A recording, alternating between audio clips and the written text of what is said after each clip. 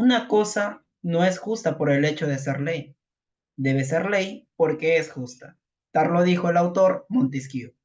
Un amel y cordial saludos a todos los audiovisores que se vienen uniendo a través de esta sala Zoom. Les saluda Christian Michael Guamán Lisa en esta oportunidad en calidad de moderador.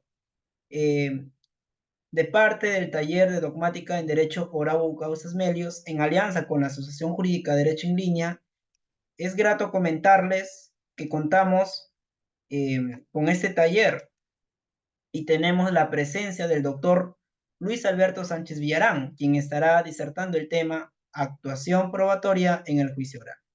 Pero antes de ingresar a la parte de la ponencia, hay que comentarles que el ponente es maestro por California Western School of Law con mención en litigación oral. Tiene estudios de maestría en Derecho Constitucional y Derechos Humanos por la Universidad Nacional Mayor de San Marcos. Es becario por el gobierno de los Estados Unidos. Becario por UIT Perú en Guatemala. Becario del gobierno de Estados Unidos en ILEA, Academia Internacional por el Cumplimiento de la Ley San Salvador. Ha sido fiscal provincial de la Fiscalía Especializada en Delitos contra la Trata de Personas en Madre de Dios y Lima. Representante alterno de la Fiscalía de la Nación ante la Comisión Multisectorial de Naturaleza Permanente contra la Trata de Personas y Tráfico Ilícito de Migrantes. Profesor contratado por la Universidad Nacional de Barranca, Perú, y la Universidad Privada Bolivariana, Bolivia. Ha sido docente en los cursos de especialidad de la Policía Nacional del Perú. Cuenta con cursos y pasantías de especialización en Brasil, Costa Rica, Estados Unidos, expositor y conferencista nacional e internacional. En tanto, en el taller de dogmática Orabo Causas Melius, le damos la cordial bienvenida, mi buen doctor. De igual manera, estimada comunidad jurídica, si tienen dudas o preguntas, pueden dejarlo en la casilla de comentarios. Asimismo, pueden levantar la mano para efectos de darles acceso al audio. Y la clase sea un poco dinámica. Dejando todo recalcado, estimado doctor, le damos el uso de la palabra. Bienvenido. Muchas gracias, estimado Cristian. Muchas gracias, estimados amigos que se conectan a través de esta plataforma Zoom. Yo espero poder dar ciertas opiniones respecto a el tema tan importante que es de la litigación oral y cómo es que muchos de nosotros eh, en nuestros inicios en este modelo procesal penal nos vimos bastante sorprendidos, tal vez apasionados por este nuevo modelo procesal y lo que implica la litigación oral.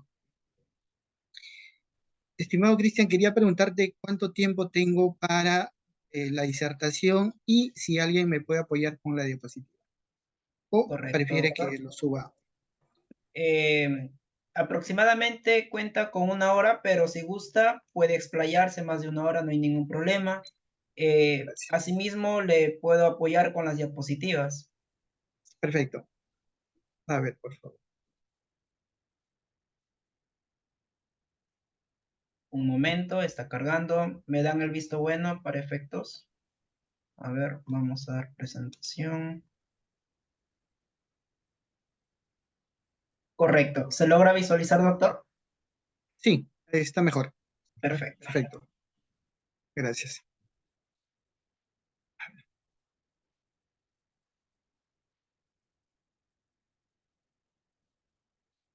Ahora sí. Como les venía indicando, todos los litigantes, todos los operadores de justicia, nos sentimos en algún momento encantados por el tema de la litigación oral. El encanto era bastante notorio, ya que muchos de nosotros optamos por seguir cursos en el extranjero, en Chile, en Colombia, algunos en Estados Unidos y en Puerto Rico. Todo relacionado a los temas de la litigación. Era impactante, impresionante, por así decirles, la forma en que países como Estados Unidos, Colombia, Chile, por ejemplo, o incluso Puerto Rico, llevan a cabo sus audiencias, estableciéndose las pautas o las teorías del caso aplicable en cada investigación concreta. Muy lamentablemente, esas circunstancias o ese escenario en Perú no eran muy adecuadas para nosotros. Y ahorita le voy a explicar por qué motivo. Pasemos a la siguiente diapositiva, por favor. Aquí el maestro Couture nos dice, el derecho se aprende estudiando, pero se ejerce pensando. Pensar, como en todo lo que hacemos, es un elemento esencial de nuestra vida diaria. En el derecho permite analizar un supuesto y tomar una decisión, tal vez ya no de forma arbitraria o por simple analogía. Ese pensar tiene que ser estratégico y mínimamente tiene que tener una noción de la práctica en la arena judicial, en su aplicación y para o cómo se debe participar en dicho escenario. El único modo de comprender cabalmente las normas sobre juicio oral es hacerlo desde la destreza de la litigación oral y que esta destreza se aplique pues en un escenario concreto. La siguiente diapositiva. Esto tal vez es lo más importante que voy a decir en este corto tiempo y espero que ustedes me puedan captar la idea. La realidad nunca se va a adecuar a la técnica. Uno puede traer la técnica de Colombia, puede traer la técnica de Chile, puede traer la técnica de Puerto Rico, la de Estados Unidos, tal vez la que le convenza más o la que le parezca mejor. Pero ninguna técnica se va a adecuar a una realidad. Yo no estudio la técnica para que la realidad esté conforme con la técnica. Pensar y afirmar esto último es completamente descabellado. La técnica tiene que adecuarse a la realidad. Es por eso que muchos de los operadores de justicia, jueces, fiscales, abogados, defensores públicos y todos los que en algún momento nos vimos eh, encantados por este tema de la litigación oral, cuando lo aprendimos y volvimos al Perú, a las diferentes cortes, a los diferentes distritos fiscales y judiciales, y pretendimos aplicarlos, nos vimos contra una pared. ¿Por qué? Porque pretendíamos aplicar la técnica aprendida en otros lugares para otros escenarios y esperando que nuestra técnica se adecue a una realidad cuando es o cuando debe ser completamente contrario. En un ejemplo me explico de mejor manera. Si yo soy un futbolista profesional y estoy participando de un evento deportivo oficial, no puedo ir a pedirle al árbitro que paralice el juego porque en 40 minutos de juego no me ha salido una técnica aprendida, ninguna de las técnicas que yo he aprendido. Las reglas del juicio oral están dadas en el Código Procesal Penal, pero las técnicas son estrategias de defensa que cada abogado plantea para resolver un caso concreto. Por lo que uno estudia la técnica para enfrentar cualquier juicio, cualquier escenario. Uno aprende la técnica para discutirlo en el distrito fiscal de Madre de Dios, en el distrito fiscal de Ayacucho, en el distrito fiscal de Ancash, de La Libertad, o en algún otro, en Lima, por ejemplo. Y muy lamentablemente, en estos distritos fiscales, en muchos de los distritos fiscales, nos encontramos con una realidad completamente distinta donde nuestra técnica aprendida pasa a ser tal vez en alguna forma una ridiculez. ¿Y por qué digo en una ridiculez? Porque cuando uno pretende introducir, por ejemplo, en un alegato de apertura su tema, el juez o el magistrado te corta y te dice, abogado, de frente a los hechos. Cuando uno pretende, por ejemplo, acreditar al testigo o al perito, y empieza en la acreditación, empieza a preguntarle sobre sus años de estudio, sobre su especialidad, sobre cuántas pericias ha desarrollado. El juez te corta y te dice, doctor, frente a las preguntas, ya eso ya lo sabemos. Y eso ocurre no solamente en Lima, ocurre en diferentes distritos fiscales y diferentes distritos judiciales. El juicio real no se adecua a la técnica y los abogados debemos adecuarnos a la realidad. Ese es lo más concreto que se debe tener en cuenta. Pasemos por favor a la siguiente lámina.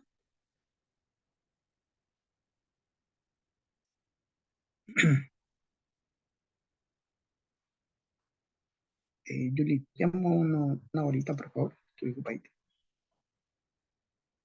Gracias. Sí, sí, sí, gracias.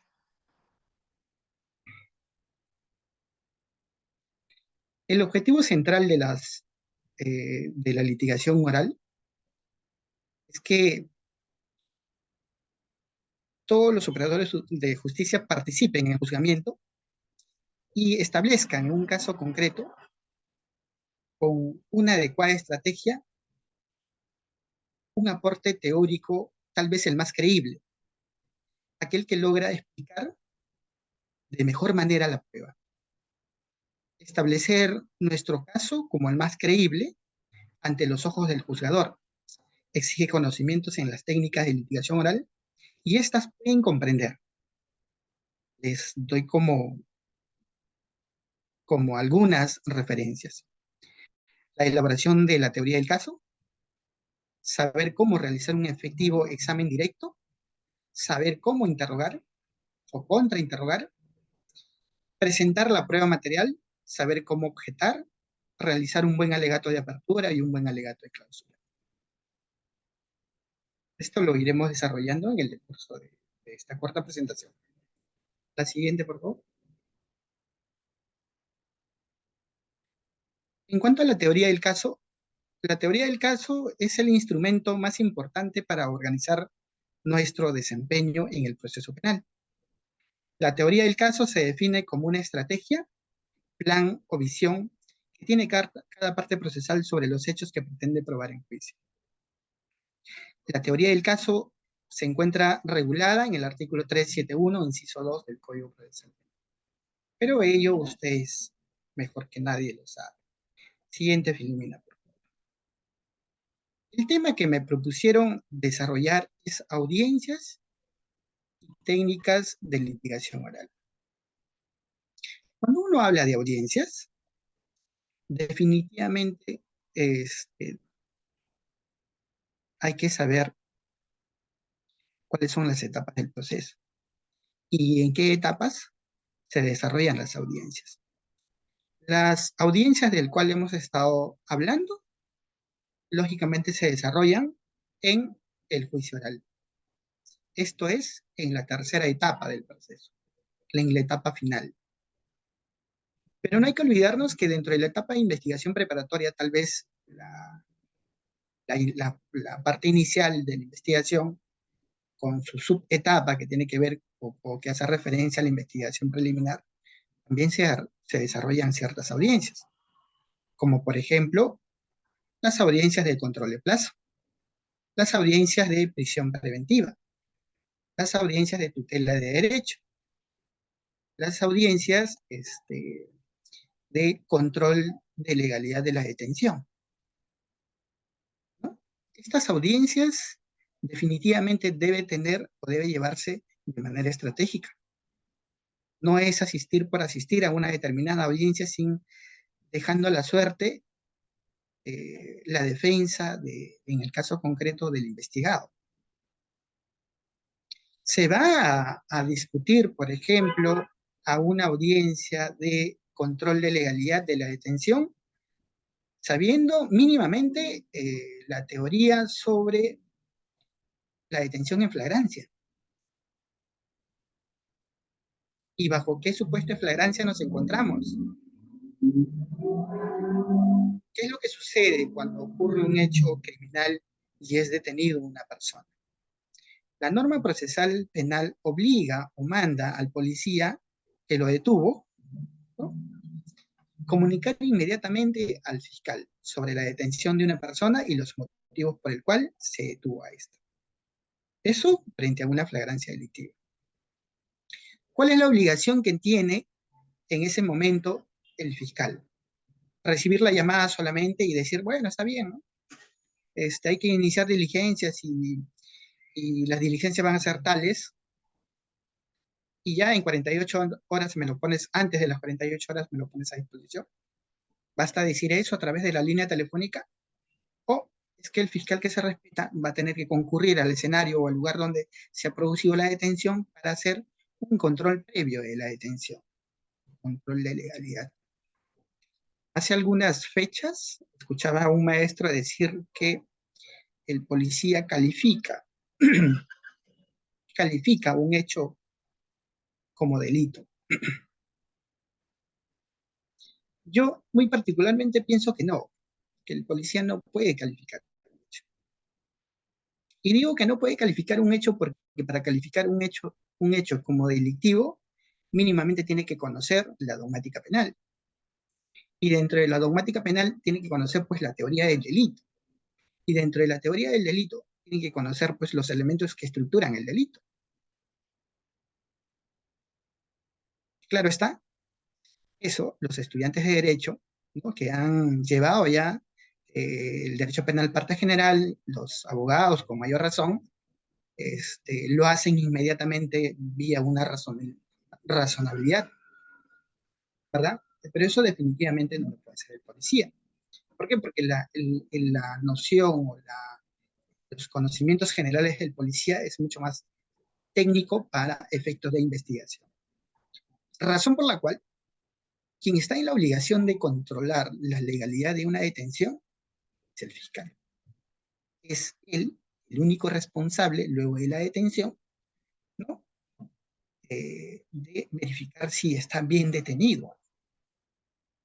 Imaginemos que esta persona no ha sido detenido por un policía. Imaginemos que ha sido detenido por un miembro del serenazgo. Ahí ya no sería una detención, sino sería un arresto, ¿no? La obligación que le fija o que establece la norma es que ese arrestado sea puesto a disposición de la autoridad de forma inmediata. ¿A quién se le va a poner a disposición? Al policía. Lógicamente que el serenazgo tampoco ha hecho una calificación del delito, solamente frente a un hecho presuntamente delictivo, ha respondido sometiendo a la persona o arrestando a la persona. Tal vez a las dos personas las arrestó, uno siendo víctima y el otro siendo victimario, uno siendo autor, sujeto activo y el otro siendo sujeto pasivo. Pero frente a ese arresto de ambos, ¿quién está en la obligación de resolver sobre esa detención? Definitivamente, el policía lo único que va a hacer es recibir a los dos arrestados e inmediatamente deberá dar cuenta al fiscal para que éste haga un primigenio control de legalidad sobre la detención, motivo por el cual lo detuvo. Mínimamente tienen que preguntar, señor policía, pásame los actos, deseo verificar si usted ha actuado adecuadamente, si ha detenido a una persona y si esta persona efectivamente se encuentra en flagrancia delictiva. Porque si no hacemos eso, ¿qué es lo que va a ocurrir? Imaginemos que yo sea un padre de familia, tengo una hija de 10 años y mi hija me comenta el día de hoy que ha sido tocada indebidamente por un sujeto. Eso ha ocurrido hace 10 días. Yo voy donde la policía, presento la denuncia y la policía, por ejemplo, no puede inmediatamente salir, en tanto él conoce, la policía conoce que ese hecho ha ocurrido hace 10 días, no puede salir inmediatamente y detener a la persona. Y si lo hace, ¿quién tiene que controlar esa detención? Lógicamente el fiscal. Señor policía, ¿por qué lo detuvo? Ah, doctor, presunto delito de tocamiento indebido. Ah, ya, muy bien. Policía, pero acá dice que ha ocurrido hace 10 días. ¿Dónde está la flagrancia? Ah, doctor, lo que pasa es que el señor insistió. El señor insistió y dijo que iba a llamar a la prensa, dijo que iba a ver tales cosas y que nos iba a tildar a nosotros de que estamos encubriendo el delito y tantas cosas más. Ah, pero eso no es óbice para que lo detengas, ¿no? No justifica la detención. ¿Por qué? Porque supuestamente ha ocurrido hace 10 días. No estaríamos en ninguno de los tres tipos de flagrancia. O sea, ¿quién tiene que controlar eso? El fiscal. Ahora, si el fiscal no controla, ¿quién es el segundo obligado por la norma a controlar ese detalle? Es el juez. Imaginemos que esté detenido por este delito, no tenga tenga una defensa bastante responsable, un abogado muy preparado, y que cuestione ese hecho de que no se le ha, el fiscal no ha hecho un control de legalidad de la detención, mucho menos el juez lo ha realizado. Pretende llevar una audiencia de prisión preventiva. ¿Qué es lo que tiene que hacer? Plantar, plantear ese pedido, ¿no? Y ahí habrá una primera audiencia. Una primera audiencia. Imaginemos que en la investigación preliminar que se inicia por el plazo de 60 días, prorrogable por 60 días más, el fiscal está superando dichos plazos y ya nos vamos por los 365 días. ¿Qué audiencia debemos plantear ahí? ¿O qué pedido debemos plantear? Es un pedido de control de plazo. Planteamos un pedido de control de plazo y lógicamente este pedido va a ser acogido por el juez y definitivamente le va a decir, bueno, fiscal, audiencia, vamos a verificar qué pasó aquí con respecto a los plazos. Y ahí nos veremos a un debate, definitivamente un debate netamente técnico, donde se va a controlar los plazos efectivos del derecho procesal penal, donde se establece cuántos son los plazos y cuándo esta persona debió cerrar esa investigación preliminar con un archivo o en su defecto formalizar la investigación. Y ya eso es dentro de subetapa denominado investigación preliminar, y ya dentro de la investigación preparatoria que se inicia con la disposición de formalización, estaríamos hablando de, por ejemplo, una audiencia de tal vez la más conocida, la audiencia de prisión preventiva. Y dentro de la audiencia de prisión preventiva, ustedes saben que se desarrollan muchos tópicos, ¿no? 5 tópicos, 3 establecidos en la norma procesal penal y otros 2 determinados por la doctrina. Y así vamos a tener otro tipo de audiencias. Otro tipo de audiencias va a ser necesario desarrollar en esta etapa. Por ejemplo, en investigación preparatoria, hasta antes que culmine esta investigación preparatoria, la norma procesal penal establece que pueden participar los directamente afectados solicitando que se les considere como autores civiles, ¿no? Y ahí habrá un pedido de actor civil. Y ese actor civil, por ejemplo, debe presentar sí o sí sus, su escrito solicitando que se le dé en calidad de tal, y esto debe ser sometido a una audiencia. En esa audiencia, el interesado, que en este caso sería la parte civil, va a presentar su pretensión y los requisitos que le acreditan como legítimamente afectado con ese despliegue de la conducta delictiva. Lógicamente, la fiscalía dirá, pues no, que sí, efectivamente reúne los requisitos o que no, ¿no? Los requisitos están previstos en el artículo 100 y siguientes del Código Procesal Penal, y según lo cual, si le asiste el derecho o no le asiste el derecho, ¿no? También habrá otras audiencias, perdón, claro, otro tipo de audiencias que tienen que ver como, por ejemplo, las medidas cautelares, confirmatoria de incautación, por ejemplo, incautación propiamente dicha, o levantamiento del secreto de las comunicaciones, levantamiento del secreto bancario, entre otras, allanamientos y otras. Superado esta etapa de investigación preparatoria que concluye con una disposición final de conclusión de investigación preparatoria, ya nos adentramos a la etapa intermedia. Ahora bien, si hay un principio, tal vez el más importante en este modelo procesal penal que se viene aplicando en el Perú, es el principio de preclusión.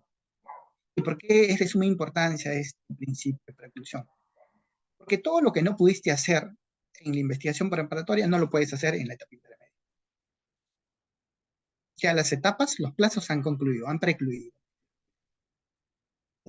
Entonces, terminada esta investigación preparatoria, se inicia la etapa intermedia.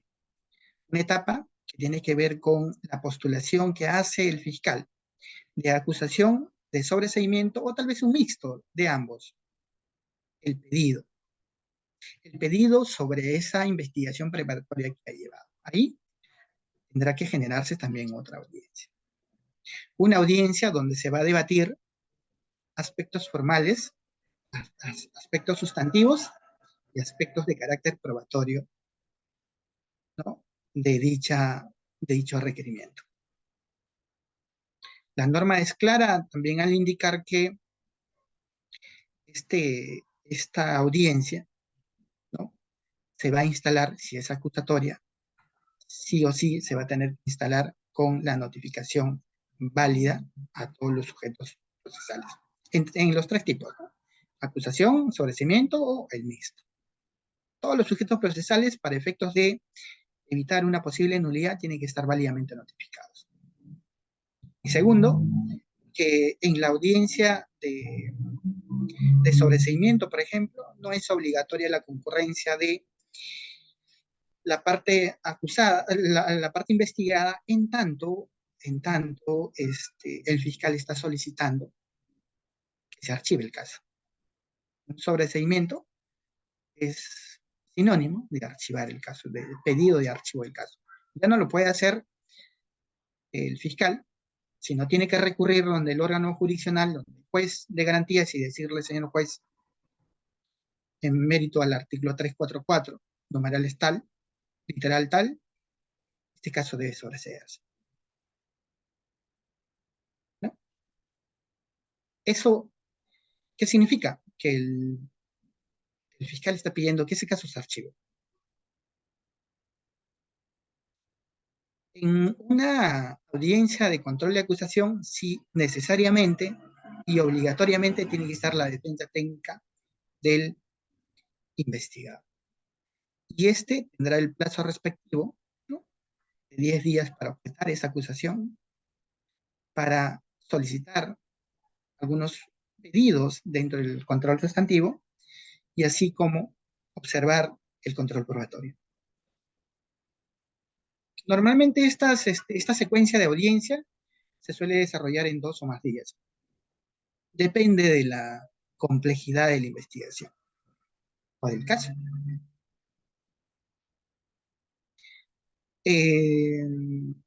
Superado esta etapa, se emite un autoenjuiciamiento, ¿no?, un autoenjuiciamiento, y nos vamos, pues, tal vez a la etapa más importante, a la etapa de juicio.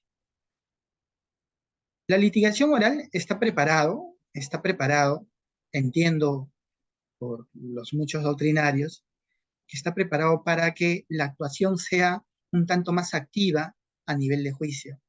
Pero no se debe entender así. Se debe entender que las estrategias, en tanto eres defensor del investigado, esa estrategia se debe iniciar desde el preciso momento en que tomas conocimiento del hecho criminal o eres contratado como defensa técnica para asesorar a un investigado, ¿no? De tal manera que puedas terminar el caso de acuerdo a tu estrategia. En la investigación preliminar puedes matar el caso, o en la investigación preparatoria, ¿no?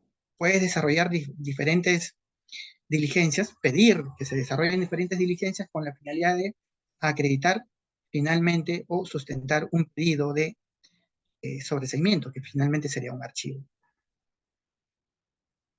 ¿No? O minar dentro de la investigación preparatoria todos los medios probatorios que te acusan o que hacen notar que eres responsable de un delito, para que cuando llegue a la etapa intermedia, ¿no? Esa acusación, si es tal, si es requerimiento de acusación, llegue débil.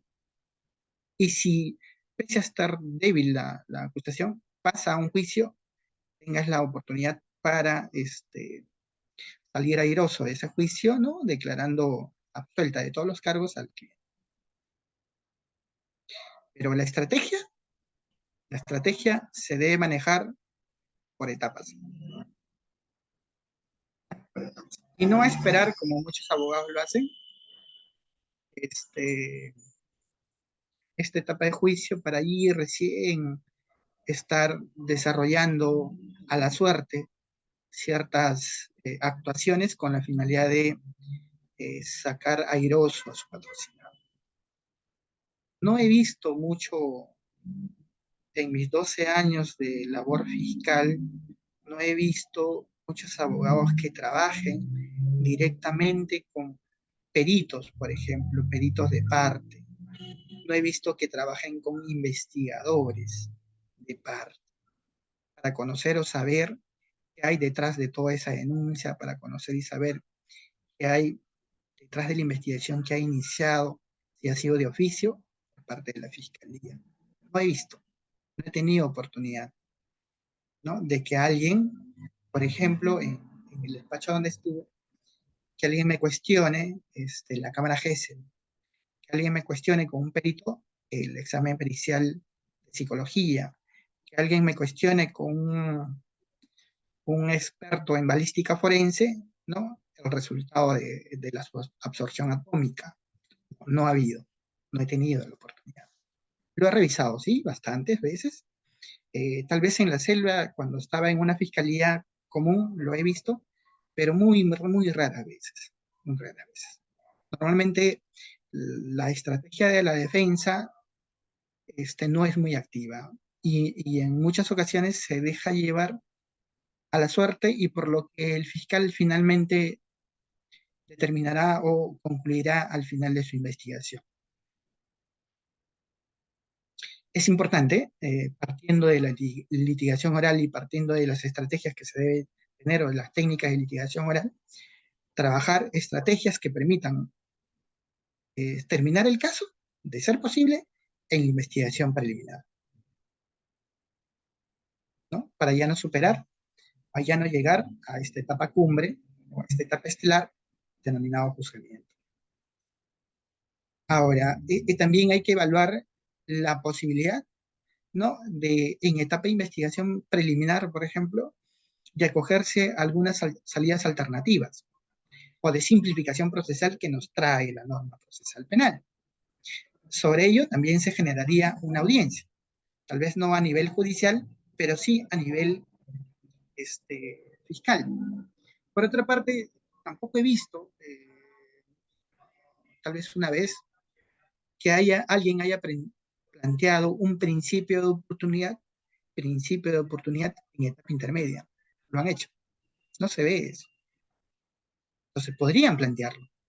La norma lo prevé, la posibilidad de ser sometido a un proceso de simplificación procesal. Lo que sí es común, o lo que sí se ve siempre, es los pedidos de terminación anticipada, ¿no? Eso sí se ve, que es muy frecuente. Eso se ve en investigación preparatoria y también se ve en etapa intermedia. Hay algunos jueces que no acogen este pedido en etapa intermedia porque dicen, ¿no?, que la norma es específica al indicar, pues, de que esto solamente se puede desarrollar en investigación preparatoria. Pero si no has desarrollado ningún actuado dentro de la etapa intermedia, recién estás en fase inicial, en etapa postulatoria del requerimiento, y evaluando de acuerdo al criterio jurisdiccional por economía procesal, es conveniente sentenciar en esa fase. ¿Por qué no hacerlo? Solo que hay muchos operadores de justicia que son muy pegadas a la regla, muy pegadas a la norma y bueno, no desarrollan un criterio más dogmático, más doctrinario respecto de las posibilidades que puedan tener ellos para efectos de acoger dicho pedido. La siguiente diapositiva, por favor. Estimado Cristian. Tipos de destreza en juicios orales. Existen 3 tipos de destreza requeridas para litigar en juicios orales. Esto les doy o les proporciono tal vez como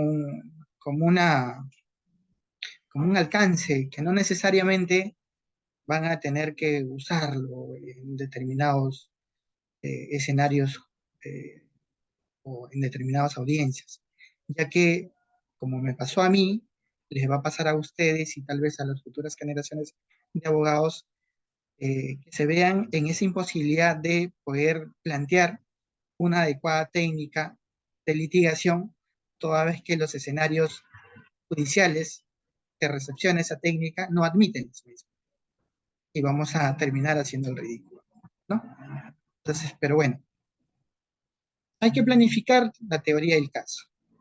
Hay que ser capaz de obtener e introducir información de manera efectiva en juicio, interrogatorio y contrainterrogatorio. Hay que usar de manera efectiva la información que produce en juicio, tanto en los alegatos de apertura como en el cierre.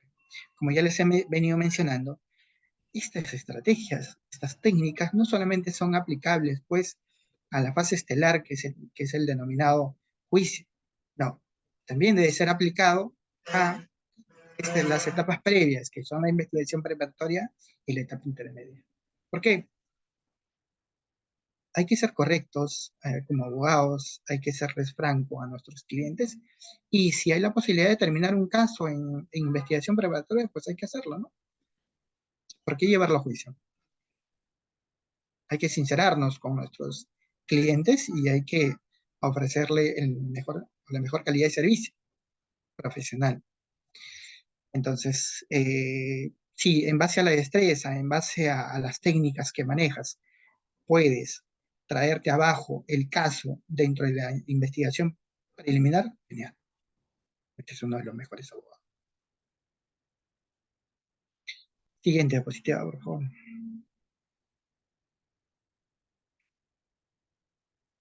Bueno, esta es parte de los conceptos. La teoría del caso es el método que nos sirve para definir cuál será la estrategia que nos ayudará a exponer de la mejor manera nuestra versión de los hechos. Y en base a esa versión de los hechos, cómo es que vamos a convencer al juzgador que nuestra propuesta, ¿no?, es la que debe ser acogida. ¿En qué momento se elabora esta teoría del caso? Les he mencionado hace rato que desde que tenemos conocimiento del caso, ya debemos estar elaborando una teoría, una propuesta, una estrategia. Pero esta técnica de litigación adquiere una relevancia especial cuando llegamos a la etapa de juicio oral, la etapa estelar, muchos lo conocen, en donde ya tenemos todas las cartas sobre la mesa, porque ya sabemos qué pruebas serán oralizadas de ambas partes y para ello debemos ordenar. Hay un detalle muy importante que incluso ustedes me parece que lo están viendo en estos temas que se están presentando en la coyuntura política. Ustedes ven, por ejemplo, que a la presidenta le están llamando a declarar, por ejemplo, ¿no? El abogado por estrategia debería hacer que declare su cliente al final de todas las diligencias dispuestas, no antes. Porque podría dar información que le vaya a perjudicar en el futuro, ¿no?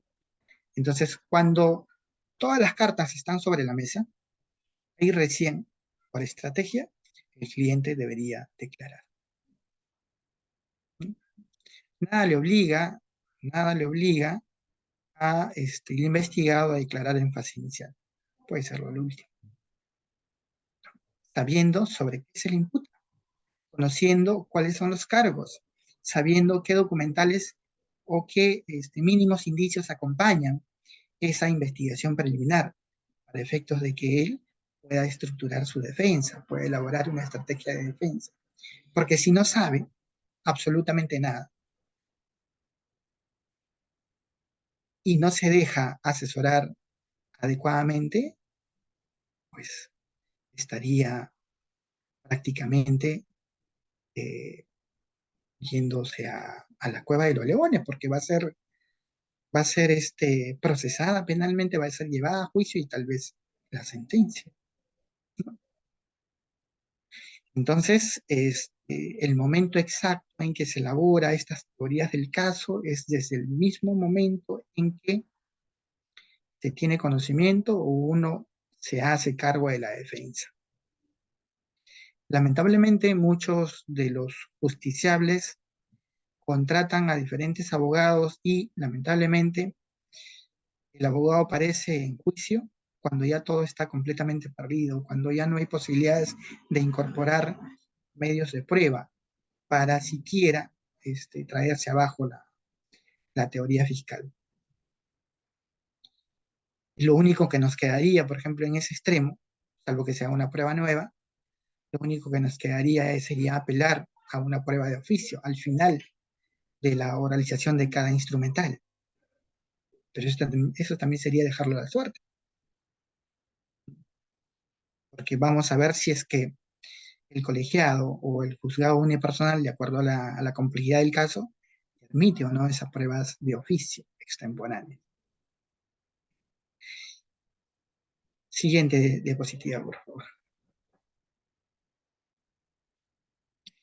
¿Y por qué es importante? ¿Por qué es importante contar con una estrategia?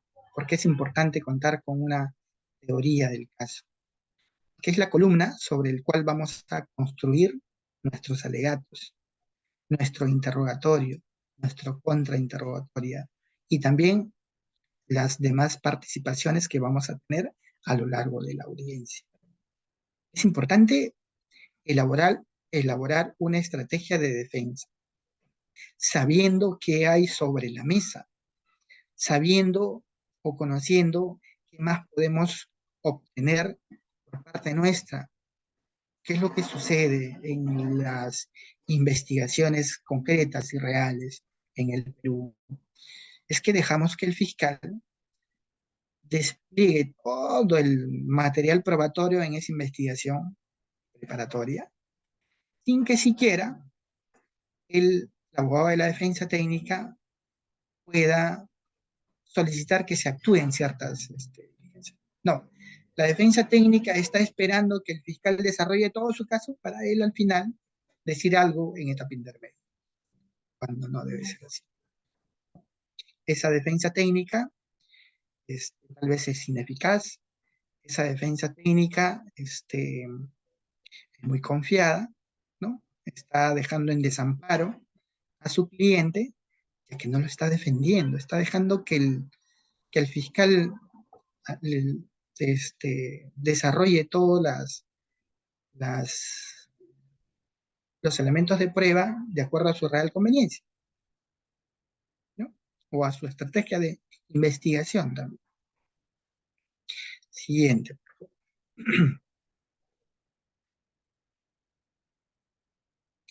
¿Qué características debe tener una teoría del caso o una estrategia de investigación? Debe ser lógica, puesto que aquí se requiere que haya una narración de la teoría con un argumento coherente y uniforme.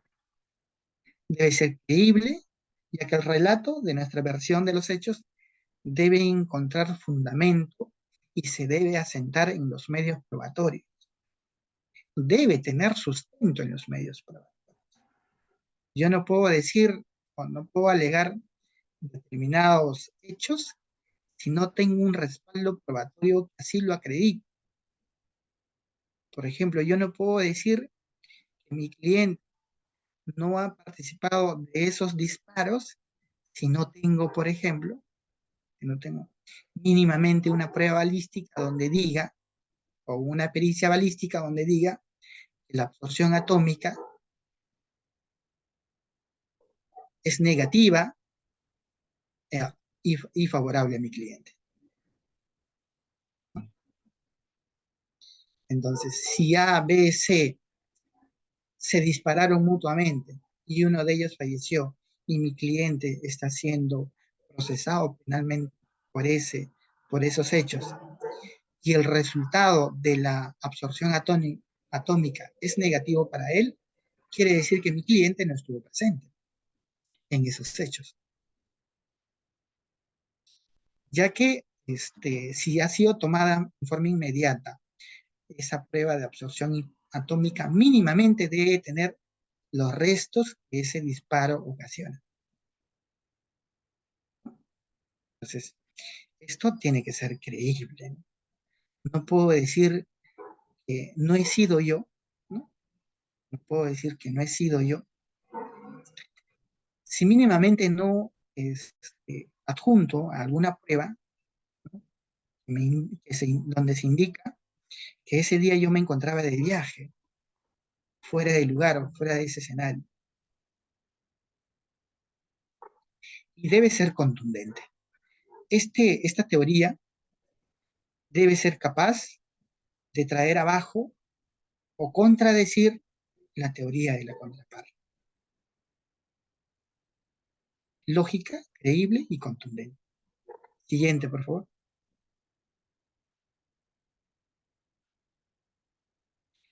Nuestro Código Procesal Penal, en su artículo 371, establece la apertura del juicio y la posición de las partes. Aquí en el numeral 2 tal vez es la más importante. Dice, acto seguido, el fiscal expondrá resumidamente los hechos objeto de la acusación, la calificación jurídica y las pruebas que ofreció y fueron admitidas. Esta es la más importante, digo, porque con esta actuación se inicia esta fase estelar. Les decía, de acuerdo a las recomendaciones que dan los grandes maestros de la litigación oral, que deben tener un lema, pero muchas veces es de acuerdo al juzgado donde vas a litigar. Porque hay algunos juzgados que no te aceptan. No, no, no, olvídate de temas. De frente vamos a los alegatos. ¿No? Entonces, es más, fiscal, abogado, tenemos 5 minutos, alegatos en 5 minutos. ¿No? Todo lo demás ya lo conocemos. Ya no te ocupes de preguntarle cuántos años de servicio tiene policía o cuántas pericias ha elaborado el perito. No, no, no. Olvídate de eso. Bajamos directo a las preguntas. El perito desarrolle su pericia, ¿no? ¿Cuáles son las conclusiones a las cuales ustedes han llegado? Ya. Fiscal pregunte, abogado pregunte. Vamos directo a las preguntas, ¿no? Entonces, lógicamente aquí hay otros despachos, sí, con mayor tiempo, permiten desarrollar ciertas pautas previas para efectos de acreditar adecuadamente a tu testigo, a tu perito, ¿no? Y esto debe ser por la inmensa carga procesal que tienen los operadores de justicia, ¿no? Recuerden que los jueces del colegiado, los jueces de los juzgados unipersonales, fijan audiencia cada media hora para un caso, otra media hora para el otro caso y así, ¿no? Y tienen que ceñirse a ese tiempo limitado que tienen para efectos de poder avanzar. Y aparentemente ya estamos mecanizados, por eso que ya no queremos entrar a muchos rollos y de frente ir a lo conciso. Entonces, aquí el fiscal expone resumidamente los hechos objeto de la acusación. Esto quiere decir que el fiscal expone sus alegatos de apertura. La calificación jurídica, o sea, la norma que prohíbe o que prohibió esa conducta y que el investigado ha transgredido. Y así como el aporte probatorio o el soporte probatorio que le da sustento a sus alegatos. Hay algunas preguntas que suelen hacerse también algunos operadores de justicia, profesores de derecho. Es posible objetar, interrumpir o cuestionar un alegato de apertura. Hay muchos dicen que sí, otros dicen que no, porque los alegatos de apertura es la propuesta fiscal o la propuesta o la promesa de la defensa técnica.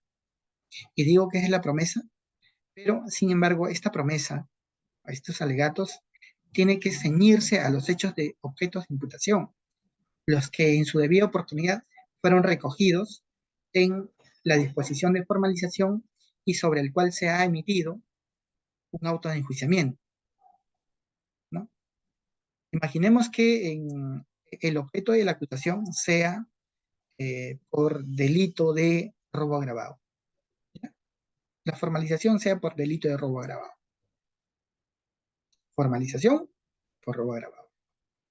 Llegamos a etapa intermedia y el fiscal, aparte de introducir el hecho de robo agravado, ingresa otro hecho que tiene que ver con una conducta previa, que puede ser, por ejemplo, eh, el hurto simple. ¿Sí? El hurto simple. Pero ese hurto simple no estaba dentro de la formalización.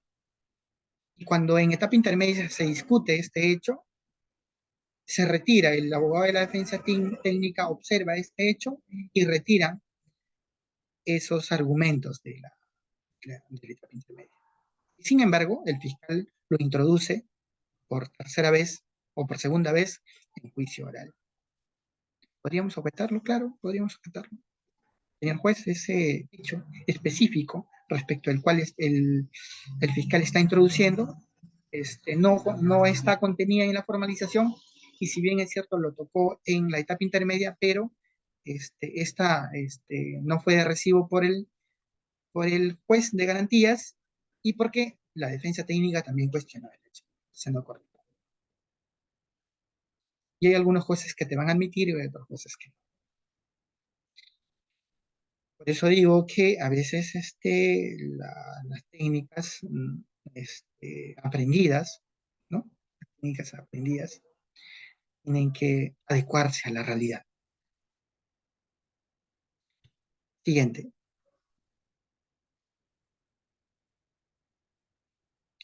¿Cuáles son los elementos de la teoría del caso? Debemos hacer la promesa sobre un hecho, o lo que es lo mismo, los fundamentos fácticos. Estos fundamentos fácticos tienen que ser de recibo dentro de una fundamentación jurídica. Y estos a su vez tienen que tener respaldo probatorio dentro de una fundamentación probatoria, ¿no? El fundamento fáctico, el hecho mismo, qué es lo que ocurrió, cuándo ocurrió, dónde ocurrió, por qué ocurrió, quién lo hizo. La fundamentación jurídica, ese hecho se encuentra enmarcado, dentro de un supuesto de hecho previsto por el legislador, ¿sí o no? Sí. Y aparte, lógicamente tiene que tener un sustento probatorio, ¿no? Tiene que estar respaldado por una pericia, respaldado por una entrevista en cámara, respaldado por testigos, respaldado por una acta de intervención, entre otros. Siguiente.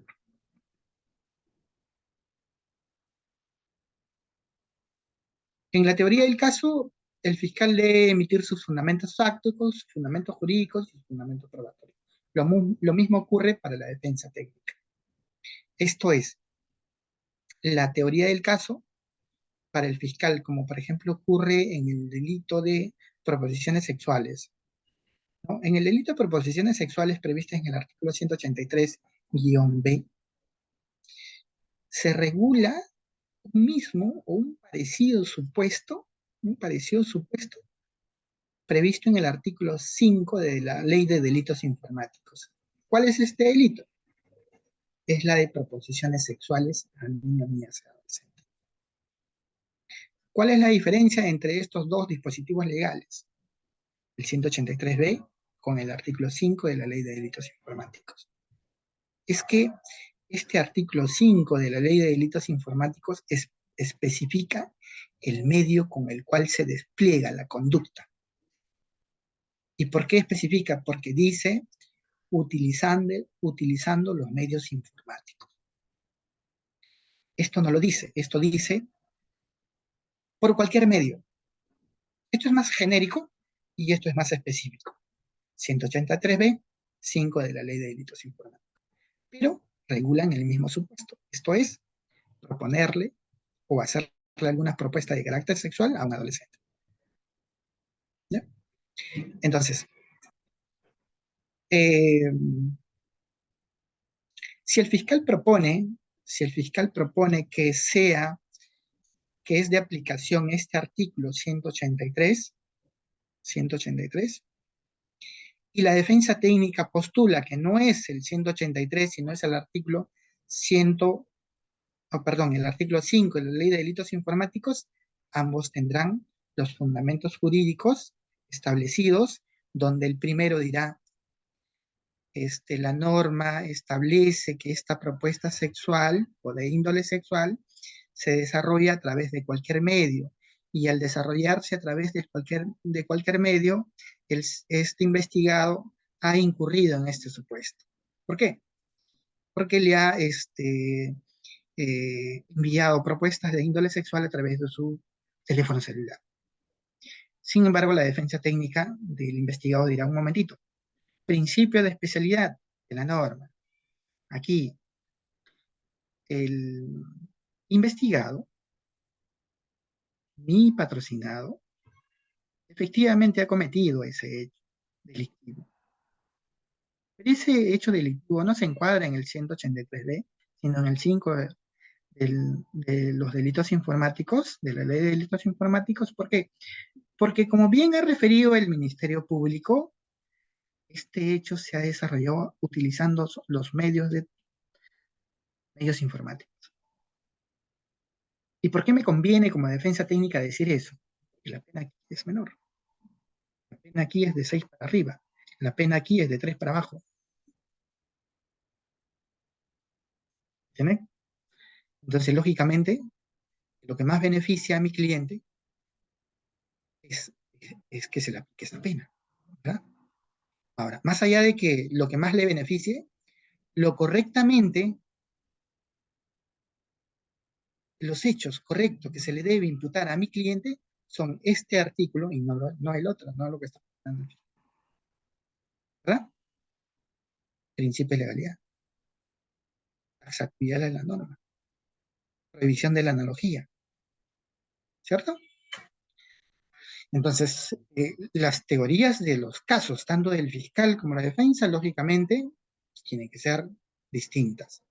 Y si son, parecidas o iguales, lógicamente tenían que someterse a una terminación anticipada, a un principio de oportunidad, a una conclusión anticipada, otorgándose los beneficios que estas salidas alternativas piden, ¿no? Siguiente.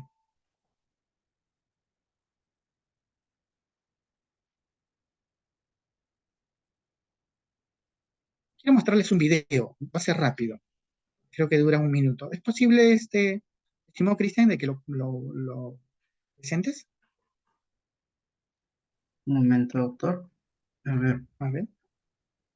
no me sale como video. No, no, no le sale como video, ya, entonces se ha copiado mal. Ya. Este camino, les cuento un poquito esta historia. La persona que está haciendo esta grabación soy yo.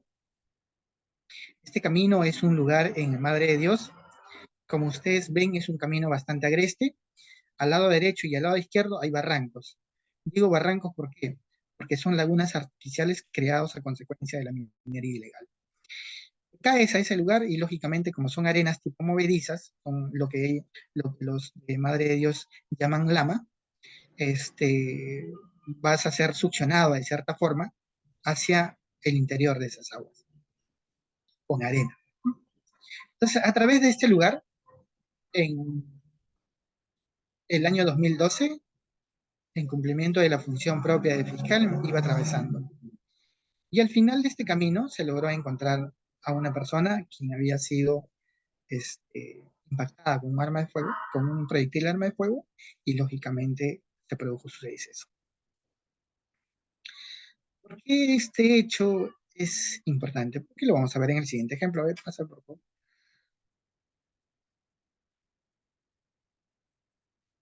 Dice, Tomás, el 24 de abril del año 2024, a horas 10 a.m., salió como siempre a su centro de labores.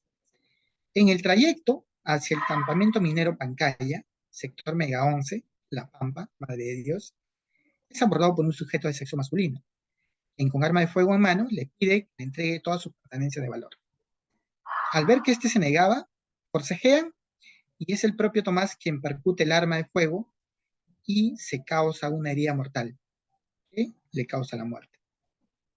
El personal policial, luego de tomar conocimiento del hecho delictivo, realiza un operativo de búsqueda y 24 horas después es apresado Víctor, a quien se le encuentra con el arma de fuego en el bolsillo de una mochila que no le pertenece. Siguiente cuestión.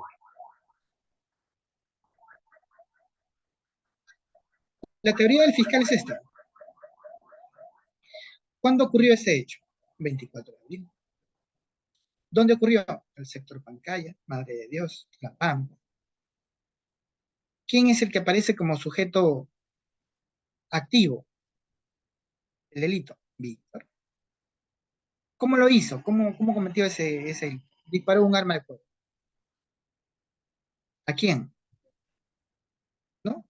Aquí ha puesto Tomás, ahí debería ser, ¿no? Claro, está bien, a Tomás.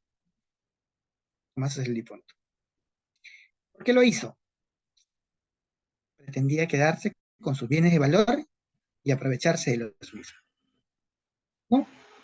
Este hecho criminal, este hecho criminal, de acuerdo a la fundamentación jurídica planteada por el defensor de la legalidad, está prevista en el artículo 189 del Código Penal, catalogado como robo agravado.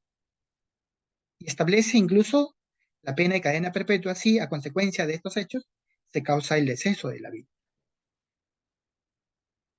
En su fundamento probatorio va a anotar lo siguiente: el acta de intervención, donde se le detiene a Víctor, el acta de incautación, donde se recoge el arma de fuego y coincide en el disparo y en los proyectiles con el arma, ¿no? que causó el deceso de Tomás, el informe balístico que establece que el arma de fuego está funcionando, los testigos, pues amigos que presenciaron ese hecho o trabajadores cercanos al lugar, la necropsia de ley que establece que como producto de ese proyectil arma de fuego se causó el deceso de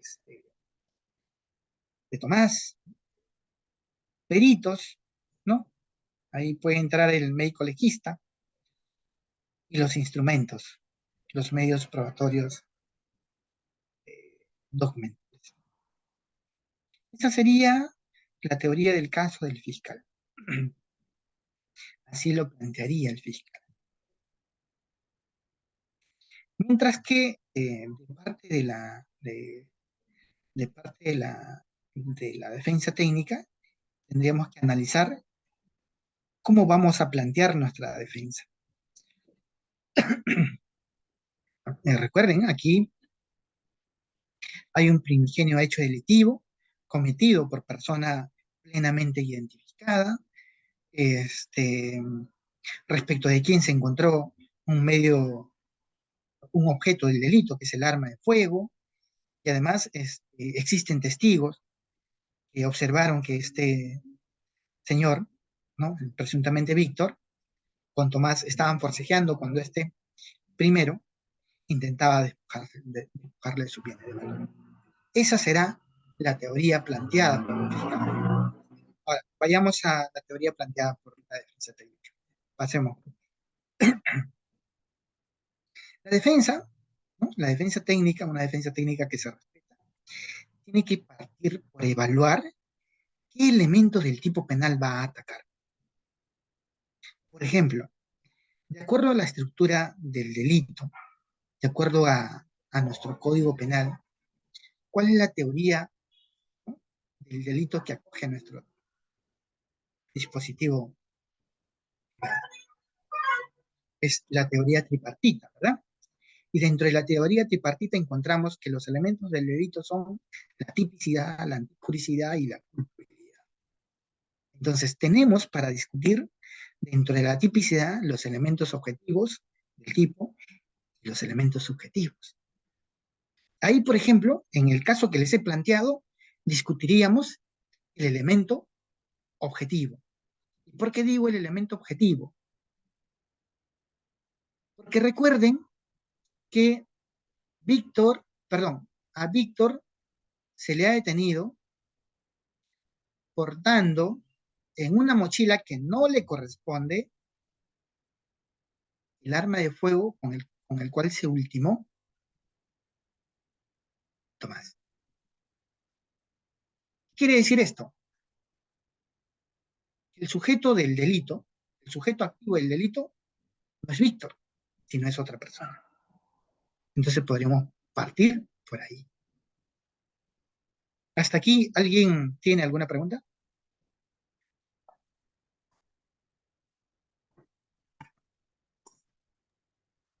Correcto, doctor. Estimada comunidad jurídica, si tienen alguna duda o consulta, pueden levantar la manito para efectos de participación. Asimismo, estimado doctor, dispense, podríamos ir concluyendo en unos 5 minutos por efectos Está que bien. vamos a ingresar a un diplomado. Ah, genial, perfecto. Está bien. Vamos a correr entonces un poco. Este, el artículo 344, es numeral 2 del Código Procesal Penal, establece que el sobreseimiento procede cuando el hecho objeto de la causa no se realizó o no puede atribuírsele al imputado. Cuando dice no puede atribuírsele al imputado, esta podría ser nuestra estrategia de defensa. Señor juez, sí, efectivamente, ¿no? Estamos dolidos, ¿no?, por el deceso de Tomás. El que causó este hecho delictivo debe ser apresado y sancionado ejemplarmente. Pero mi cliente, Víctor, no es la persona, no es el sujeto activo que cometió ese ilícito penal. Primigeniamente no es el sujeto que, arma en mano, pretendió despojarle de sus bienes de valor. Mucho menos es la persona que ha perjudicado. Incluso si reconocemos que esta persona es la que ha participado, entraríamos a discutir, si reconocemos que Víctor es el sujeto activo, vamos a discutir ya el elemento subjetivo. ¿Por qué el elemento subjetivo de la tipicidad? Porque en el elemento subjetivo se discute si esa conducta es dolosa o es culposa. ¿Por qué tenemos que analizar ese elemento, si es dolosa o es culposa? Porque recuerden que de la narración ambos forcejean y es Tomás quien percute el arma de fuego. Y al percutar él mismo se causa la herida mortal y lo que posteriormente le genera el deceso. Entonces, la intención de Víctor, si aceptamos que Víctor es el sujeto activo, no era ultimar a Víctor, a Tomás, solo era despojarle de sus bienes de la vida. Entonces, esa podría ser nuestra segunda teoría, si es que aceptamos que Víctor es la persona que ha cometido ese hecho. Sin embargo, en el caso concreto, la narración está desde otra perspectiva, ¿no? Dice que Víctor fue detenido portando una mochila en cuyo interior se encontraba un arma de fuego, el arma de fuego con el cual se había ultimado a este armazo. Y así, incluso podríamos discutir el otro tema, el otro elemento que es la antijuricidad y posteriormente la culpabilidad. Lógicamente, si superamos este primer análisis de la tipicidad, tenemos que ir a discutir el análisis de la antijuricidad. Si superamos esto, tenemos que discutir la culpabilidad. No puede ser a la inversa. Hacemos, por favor. La defensa debe decidir qué tipo de defensa debe plantear, activa o pasiva, ¿no? La activa, la defensa propone un relato alternativo al juez. la que les he estado mencionando, ¿no? El fiscal atribuye proposiciones sexuales por el 183B y la defensa propone el delito de proposiciones sexuales previsto en el artículo 5 de la ley de delitos. Y pasiva ataca los puntos débiles de la teoría fiscal y plantea duda razonable o insuficiencia probatoria. Como por ejemplo, ¿no? Si efectivamente reconocemos que Víctor es la persona que intentó despojarle su bien de valor, habría que plantear dudas razonables sobre si fue Víctor quien disparó o no el arma de fuego. Si tenemos una prueba contundente, como por ejemplo una cámara de videovigilancia que haya estado registrando el hecho, ahí podríamos saber de que Víctor no disparó él, ¿no? Y ahí se plantearía duda razonable, ¿no? Incluso podríamos originar la absolución de Víctor. Siguiente, por favor. Y este sería nuestro caso, la teoría del caso de la defensa, ¿no? Los fundamentos fácticos serían los mismos, los fundamentos jurídicos también. ¿Dónde cambiaría? En el elemento probatorio. ¿Por qué en el elemento probatorio? Porque ahí tendríamos que haber ingresado ciertos elementos que hagan notar que quien participó de ese hecho, como por ejemplo una prueba antropométrica sería, ¿no? Una prueba antropométrica donde diga que la persona que aparece en esos hechos registrados por el circuito cerrado de videovigilancia no es Víctor, sino es el amigo de Víctor, Juan, ¿no? Y con eso ya te trajiste abajo todo el caso. Sí. Bueno, esto está para hablar largo, así es que ahí vamos a dejarlo. Lo demás tiene que ver con los alegatos de apertura, que tiene que ver con el interrogatorio, contrainterrogatorio y finalmente el alegato de clausura. Hay que tener en cuenta que en el alegato de apertura, la defensa técnica, así como el fiscal, hacen una promesa de demostrar a lo largo de ese juicio, ¿no?, su teoría del caso. Y los alegatos finales ya pues son los resúmenes que permiten concluir que ese hecho, puesto a conocimiento del juzgador, ha sido probado. Hecho por hecho, respaldado en en un determinado medio probatorio. Dicho esto, yo me despido esperando haber sido de su agrado esta exposición. Y ahí tiene mi teléfono, si alguien me quiere consultar por interno, con todo gusto les voy a responder. Si no es así, mi agradecimiento a todos ustedes por haberme escuchado. Nos Muy quedó corto. amable, muy amable, mi buen doctor Luis Alberto. Disculpe, nos ha ganado la No hora se preocupen. y estamos muy agradecidos porque nos ha dado algunas pepas jurídicas, algunos tics para efectos de actuar durante la etapa preparatoria, intermedia y el juzgamiento, y lo más importante, no prevenir en las diligencias y no ir a las demás etapas. Eh, Queda cordialmente invitado para próximos eventos. Un fuerte abrazo desde acá, desde Amazonas hasta a Lima, creo se encuentra, y queda cordialmente invitado para próximos eventos. Gracias, estimado Cristian. Para los que desean anotar mi teléfono, es el 986-455-052. 986-455-052. Estoy a sus órdenes, con todo gusto, para responderles a cualquier hora del día y de la noche también. Muchas gracias, estimado Cristian, por la invitación y quedo a sus órdenes.